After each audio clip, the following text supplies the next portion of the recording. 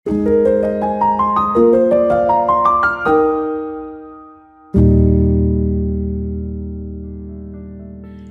Bapak Ibu Saudara, apa kabarnya?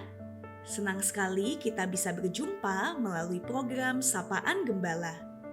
Sebelum kita bersama membaca, mendengar, dan merenungkan firman Tuhan, mari bersama kita berdoa. Ya Allah, kami mohon agar Engkau menerangi hati dan pikiran kami, supaya kami dapat memahami kebenaran-Mu dan terlebih lagi menghidupinya, menjadi kebiasaan, karakter, dan juga gaya hidup kami. Terima kasih Tuhan, berfirman-Lah, kami siap untuk mendengar. Di dalam Kristus Yesus kami berdoa dan kami bersyukur. Amin. Saudara, renungan kita pada hari ini diambil dari 1 Raja-Raja 1 ayat 28 hingga 37. Saudara bisa membaca keseluruhan ayat ini di tempat masing-masing. Tetapi saya akan membacakan 1 Raja-Raja 1 ayat 30 bagi kita sekalian. Demikian.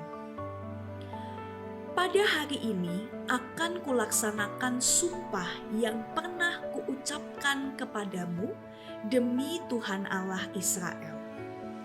Salomo, anakmu, akan menjadi raja sesudah aku. Dialah yang akan duduk di atas tahtaku menggantikan aku. Demikianlah pembacaan firman Tuhan. Nah, Bapak Ibu Saudara, setiap orang tua tentu memiliki harapan yang baik bagi anak-anaknya. Ada yang berharap anaknya bisa bertumbuh menjadi pribadi yang berhasil. Ada yang berharap anaknya punya pendidikan yang tinggi. Ada juga yang berharap supaya anak-anaknya hidup bahagia dan berkecukupan. Nah, semua harapan itu tentu baik. Tetapi, apakah kita juga berharap dan dengan sengaja mempersiapkan anak-anak kita untuk tetap hidup di jalan Tuhan? Karena mengenal Tuhan dan hidup di dalam kehendak-Nya itu justru merupakan bekal yang paling berharga bagi masa depan anak-anak kita. Bukan berarti lalu saya ingin mengatakan bahwa pendidikan tinggi, karir yang baik, berbagai pencapaian dalam hidup itu tidak menjadi sesuatu yang penting. Saudara, semua hal ini tentu saja merupakan anugerah Tuhan yang patut disyukuri. Tetapi, jangan sampai kita lebih sibuk mempersiapkan masa depan anak-anak kita daripada kita mempersiapkan kehidupan iman mereka. Karena ketika seseorang anak mengenal Tuhan dan hidup di dalam kehendak-Nya, dia akan punya dasar yang kokoh untuk menghadapi setiap musim kehidupan. Baik itu pada saat mengalami keberhasilan ataupun juga pada saat kegagalan. Nah, saudara, kalau kita memperhatikan bacaan Alkitab pada hari ini, di sana kita menemukan bahwa Raja Daud tidak hanya memikirkan siapa yang akan menggantikannya sebagai raja, tetapi juga berupaya untuk memastikan bahwa kehendak Tuhan atas kehidupan Salomo anaknya itu bisa sungguh-sungguh terlaksana. Di mana memang Tuhan sendiri sudah menetapkan Salomo untuk menjadi raja, menggantikan Daud. Dan bahkan melalui pemerintahan Salomo lah, Tuhan akan menghadirkan masa damai bagi bangsa Israel dan memakai Salomo untuk membangun bait Allah. Nah, memang pada saat itu terjadi perebutan tahta. Karena salah seorang anak Daud yang lain yang namanya Adonia, dia berusaha mengangkat dirinya sendiri untuk menjadi seorang raja. Tetapi Daud tidak membiarkan ambisi Adonia itu menggagalkan rencana Tuhan.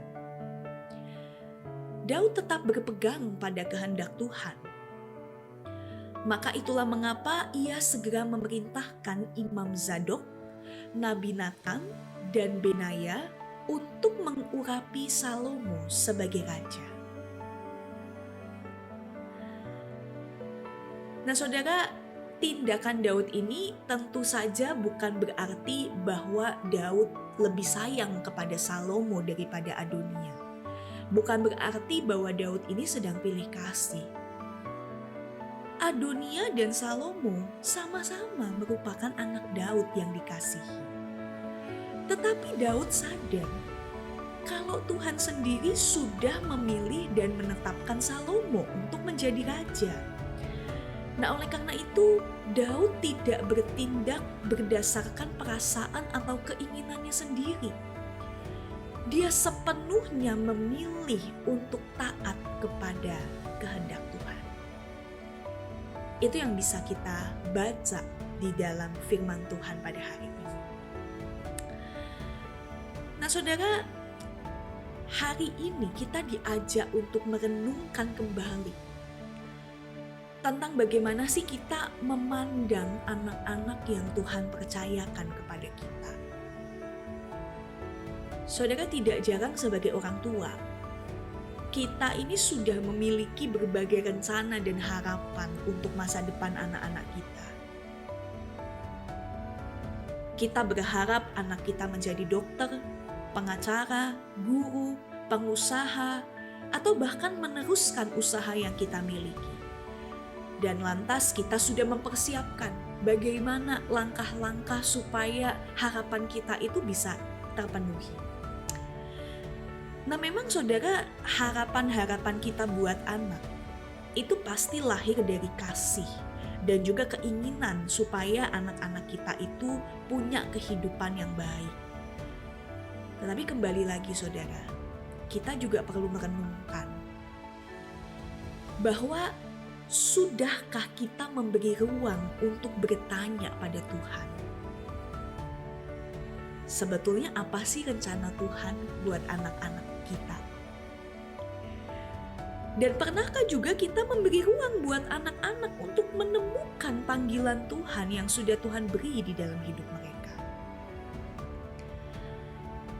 Saudara, sebagai orang tua, tugas kita itu bukan memaksakan anak untuk mewujudkan impian kita, bukan.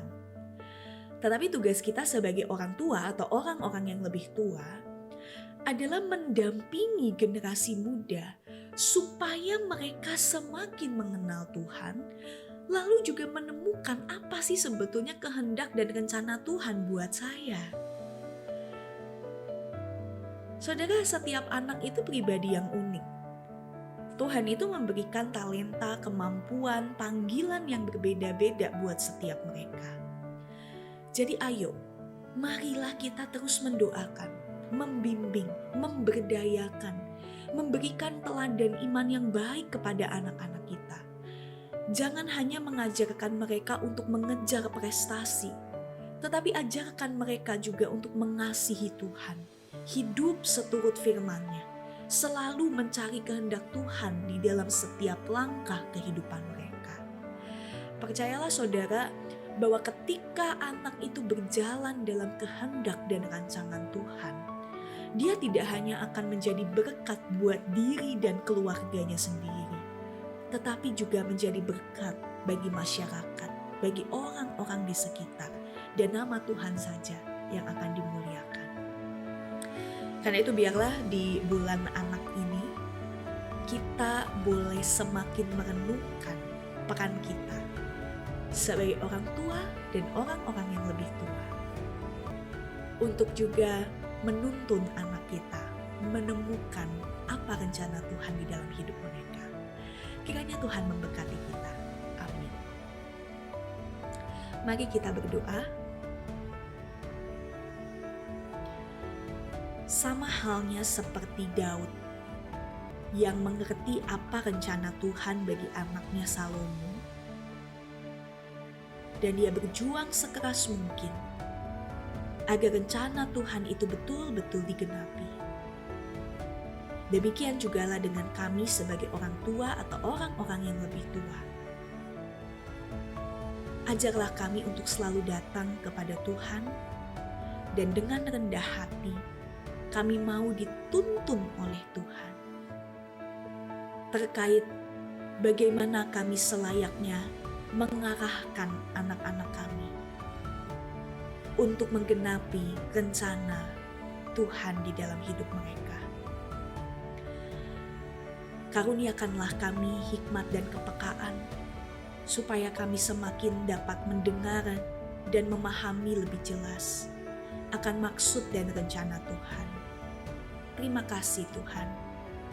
Di dalam Kristus Yesus kami berdoa dan mengucap syukur.